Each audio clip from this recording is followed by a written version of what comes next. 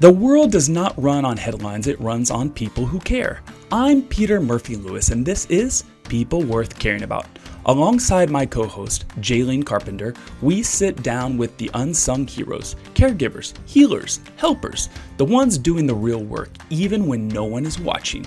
These conversations are not polished, they're personal, because behind every act of care is a story worth hearing. New episodes drop regularly. Get updates at peopleworthcaringabout.com. I'm Greg Ernst, Chair for the Nebraska Healthcare Assisted Living Association and the Vice President of Operations for Dial Senior Living. Take one. Love it. Greg, welcome to the podcast, People Worth Caring About. Thank you for having me. So you just dropped an interesting fact, which is you have a unique career path, and you didn't think you would be here in long-term care, sitting at a convention in Kearney, Nebraska on August 27th, 2025. Where were you 10 years ago? Why didn't you think you'd be in long-term care? Well, 10 years ago, I thought I would be in long-term care. It was a little bit further than that. I went to coming out of high school, going into college. I've actually only worked professionally in long-term care, but I did not. Growing up, it was not my dream to work in long-term care. I originally thought I wanted to be a pharmacist, of all things, and went to the University of Iowa and did everything other than study and go to class, and realized you have to do a little bit of that to be a pharmacist. Honestly, I was lucky enough that when I graduated high school, I was actually a sophomore going into college, so I had a little bit of leeway to figure out what I really wanted to do. Went to the University of Iowa, wanted to be a pharmacist, because healthcare has always interested me, and quickly found out chemistry and math maybe not my strong suit. Went into then went into business, just following my father's footsteps as a businessman, possibly accounting. Realized that just wasn't me either. It was boring, so I burned a semester on accounting. Still kind of hung up on the whole healthcare component. I kicked around being a nurse and went through a semester of nursing school. And then also quickly found out that I don't like bodily fluids, which kind of ruled that out. And finally had a heart-to-heart with my advisor and suggested healthcare administration. And even at that point, I was not thinking healthcare administration in long-term care. At that point in time, I was also working and volunteering at the University of Iowa hospitals and clinics, and thought that I would be an administrator at a hospital. I graduated from college, and so I pursued that path, is going to be an administrator in a healthcare or in a hospital setting. And I graduated during the collapse of 2008, 2009, and couldn't find a job. And so I decided to go straight into grad school and get my master's in business administration with an emphasis in healthcare administration. And throughout that process, I ended up doing an internship at a long-term care facility, and I just fell in love. It was one of the best experiences that I had had so far. And as I started thinking about it, like in a hospital setting. It's just more transactional. I mean, if I were to be a healthcare administrator, or an administrator at a hospital, I would likely be behind a door, not necessarily, in an office, not necessarily interacting with people. And I just fell in love with the interaction that you get every single day with a number of different people, and the fact that it's not short. It's not just your checkup was great. We'll see you in 6 months. It's figuring out what they're doing tomorrow, what they're doing over the weekend, figuring out, checking in to see how their weekend went and everything. Just more the relationship component of it really stuck with me. And from that point on, I just decided I wanted to be in long-term care. Do you remember something in your first week in that long-term care facility that resonated with your soul, with your bones, that it seems like you spent 3 to 6 years trying to figure out what you wanted to do, and rather quickly something kind of slapped you in the face and said, "This is for you." Do you remember any moments or any emotions or any conversations going home? I mean, I was young, and I can't really remember what I did yesterday, but I would just say it really is. It wasn't any particular resident that I interacted with, or it was more just that feeling of so the internship that I did, the gentleman that was my preceptor ended up making me work in every single department. I think the first department that I worked in was housekeeping, and it was hard work. Like, and don't get me wrong, it was hard work, and just the fact that the resident thanked me afterwards for what I did. And I didn't, I just looked at it at that point in time as just, well, that's what I was, what I was brought to do here was to clean, to clean your apartment, but just the gratitude of that I was able, or that I made an impact on her day. And the same just trickled into every single department that I went in and spent some time in, was just that same appreciation that the residents had for us. And as a bonus, you're hanging out with a bunch of grandparents, which is cool. And they took just as much interest in me as I took in them. And it was just different. So, Is there anything about your personality that lined up with the skill set needed for your job that allowed you to excel at it with your team, with your residents, or the way that you approach business or operations or HR, that this specific place, this type of people worked for you? I don't think I have any special attributes or anything that would make me different than anybody else. The only the only thing that comes to mind is that with me, what you see is what you get. I'm not going to fake anything. If I feel a way, you're like, I'm gonna let you know about it. I mean, I'm not. There's no faking in me. I like to think of myself as being very authentic. I may not know something. I might act like I know, and then I'll eventually tell you that I really don't know it. But I think it's just more just being genuine, just being a person, realizing that. I mean, the whole series that you're putting together is people worth caring about. I mean, it's on both sides. I mean, the people, our team members who are people, and our residents who are people, are both worth caring about. And it's just it's just people taking care of people, which is just awesome. Like, be genuine, be yourself, be authentic. I don't think there's no business acumen or uh, skill set that I think that I have that makes it unique, or has made me more successful than anybody else. I really think it is just that authenticity. So. Do you have anything, do you have any opinions that have changed since you started long-term care about what you thought of the industry, what you thought of the care, or even aging adults that, 20 years ago, you think differently today? I would say going into that initial internship that we just talked about, it wasn't. I didn't at the time did not view it as the ideal internship.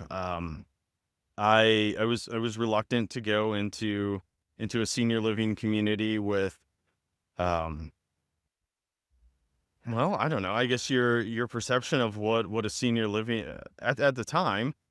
Um, My only experience in a long-term care setting was visiting. My grandmother was a CNA her entire life, working at a nursing home, and my only experience was going into visiting her at work when I was very young, and you think at that point in time you're thinking sterile hallways, everybody's in wheelchairs, those types of things. And so at the time, it wasn't. I didn't view it as the ideal internship, mainly because of that. But then after being in there and realizing that these people are far more than just they're.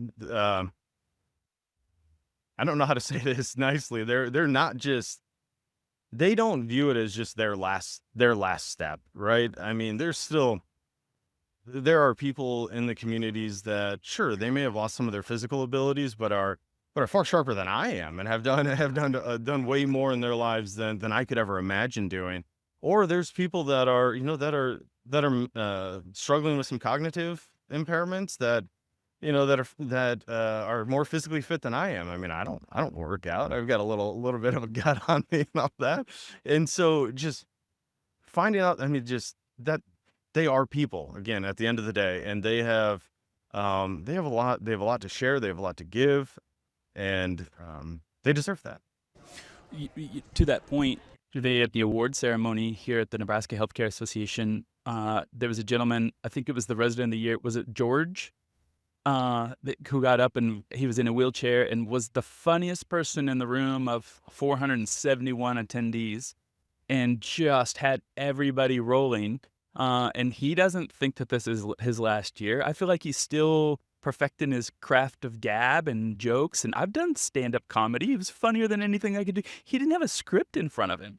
Absolutely, yeah, he was just winging it, and and I don't know if you heard him say that. I mean, he's a retired pastor and still preaches on every Sunday to the residents. Like, that's amazing. Absolutely, there's still a ton of life left in our residents, and we need to help them get that out. To even double down on what you learned in that time is, or from previous to working in long-term care, right? Like, somebody might see him the first time and say, oh, long-term care, that inspires me because when I get older, I don't have to just give up, right? Well, I'm 45 and I've given up more than he has. So I don't have to wait until I move into a skilled nursing facility for him to inspire me. Get off my butt today, right? And yeah.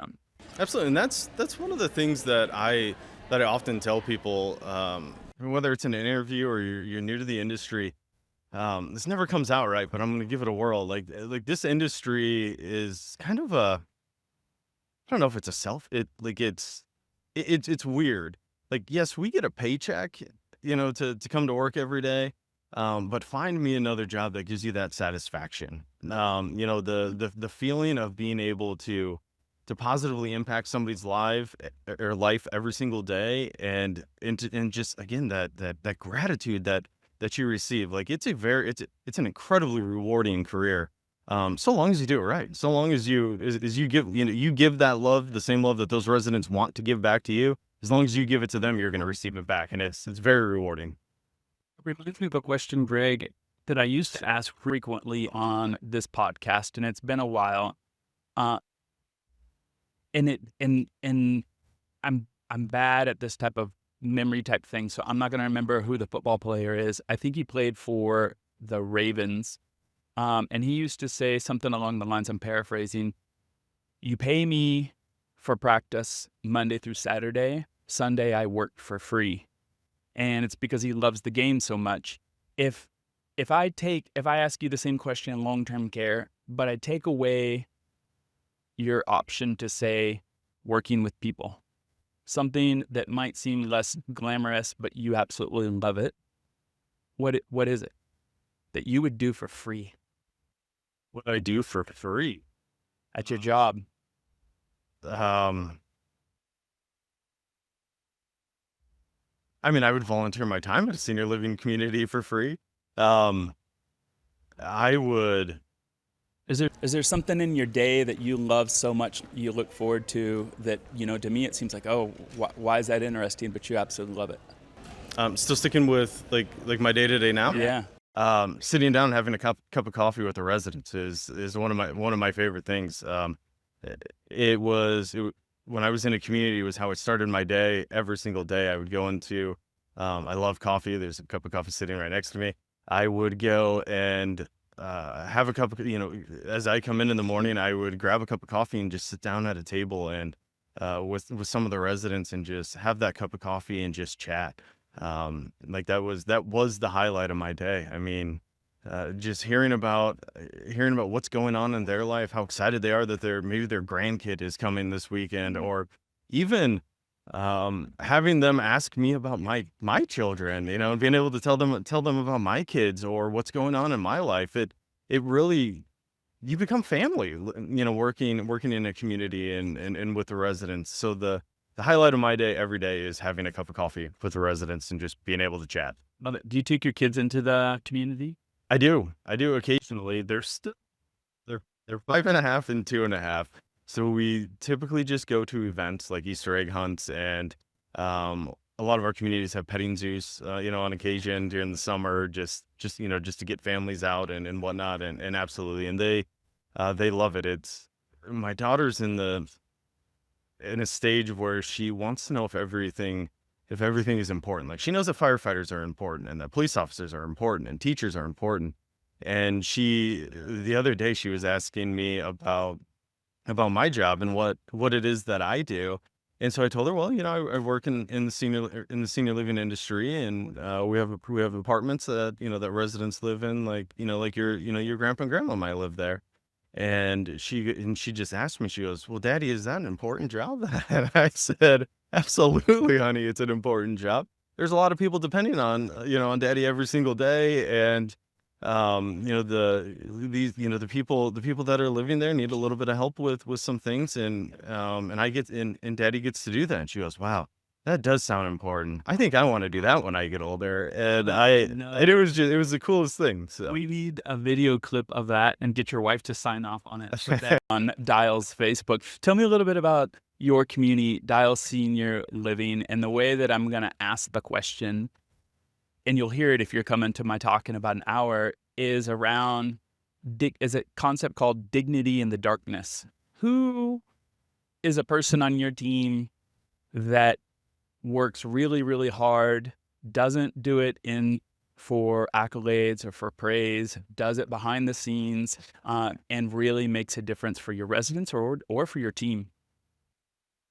a single person, I don't know that I can pin down a single person. I think I would argue that um, we have an overnight team of CNAs that um, do not get the praise that they deserve. They're there for the most part unsupervised, caring for the residents, taking care of everything. I mean, it's a much smaller staff or a much smaller team, because a lot of, obviously, people are sleeping, and should something happen overnight, they really need to wear multiple hats overnight. So I would say every single one of our overnight teams, every one of our servers. I mean, I go out for a meal, just with my family, and and there's always something messed up with the meal. I mean, I don't like vegetables. I don't like sauces and whatnot. And I can't tell you how many times. I mean, that's not, it's not how most people order their food, right? I can't tell you how often I have to send that back. And our dining staff is serving. I have the option not to go back to that restaurant if they screw up my order. Our residents don't have that option, and so they're dealing with that every single day. And we're humans. We're going to make mistakes, and being able to just roll with that. So I would say it's every one of our frontline team members that I think that don't get the recognition that they deserve, and that are doing a very difficult yet rewarding job that goes unseen, unpraised. So. Mm. Do you have any words of advice that you've heard throughout your life from somebody that you repeat in your head and you just remember it? Maybe it's from a mom or a grandma or a neighbor, that kind of resonates with you and you still continue to use it to motivate you? I would say it's my father. He always just said, just do the right thing and the rest will follow. No matter what it is. I mean, follow your heart. If it feels true to you, then just do it and the rest will come. And that's something that I apply to everything. I mean, if it's any sort of issue that comes up, whether it's a billing issue, a resident concern, how would I want this handled? And then if it's something that I would be comfortable with having that same issue resolved, or that same action, or whether or not I'm going to do something, if it's something that I feel is right, and is the proper way, I just follow it. It doesn't matter the cost, um, sometimes it matters some of the other impacts, but I would just say, just do the right thing first and the rest will follow. Love it. Greg, as we start to wrap up, I ask you if you have a healthcare influencer, somebody who maybe now, maybe 10 years ago, maybe tomorrow impacts how you approach care. Um, Well, I hinted at it. My grandmother, which I didn't know. Well, it didn't really dawn on me while she was, working that she would, or that she influenced, I think, some of my decisions in life and my career path and whatnot. But my grandmother she was a single mother that my grandfather passed away um, when my father was 12 years old, and she ended up raising 5 children on a CNA's wage and worked her entire life. And looking, and again, I didn't notice it, or I didn't realize it at the time, but looking back, it was definitely her. I mean, she was the type of person. I mean, it had to be tough raising raising 5 kids, and on a CNA's wage.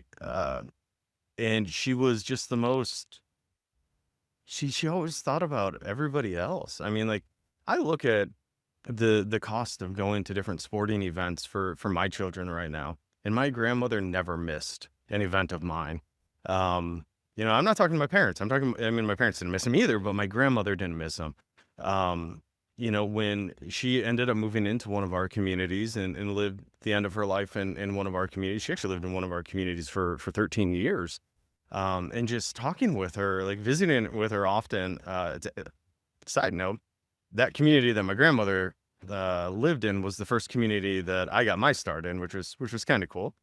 So I got to bounce ideas off of her, and I mean, she had lived her entire life in that same setting where she was caring for people, but then in turn now had people caring for her. And so I would ask her, well, hey, Grandma, well, what do you think about this? And she would give me a little bit biased opinion if she, if it involved her, but if involved, she gave me advice on different things. And just again, how she lived her life. It was always about caring about other people. She always put everybody else first, and she always came second. And it's just amazing. And she was salt of the earth type of person. So say she influenced. I love that story. It sounds like you started to internalize those lessons that she was teaching you through acts of service, through doing later in life. How, if you had to say maybe in one sentence, the before and after, who you are, who were you before you realized what she was teaching you, and now who you are today, the after, how would you summarize that? What's the one lesson that you take away when you mention her as your hero? Well, the before would be that, I mean, I was about myself. After, I was all about other people. Wow, that's lovely. Greg, thank you so much for joining me on the podcast, People Worth Caring About. It's a pleasure meeting you. Thank you. That's a wrap on People Worth Caring About, born from the documentary Built to Keep the Stories Going. Shout out to Nebraska Healthcare Association and Jaylene Carpenter for helping launch it, and to Ohio and New Mexico for making future seasons real. Watch the docuseries online or at peopleworthcaringabout.com. And if this episode meant something to you, leave a review. It matters. Take care of yourself and the people worth caring about.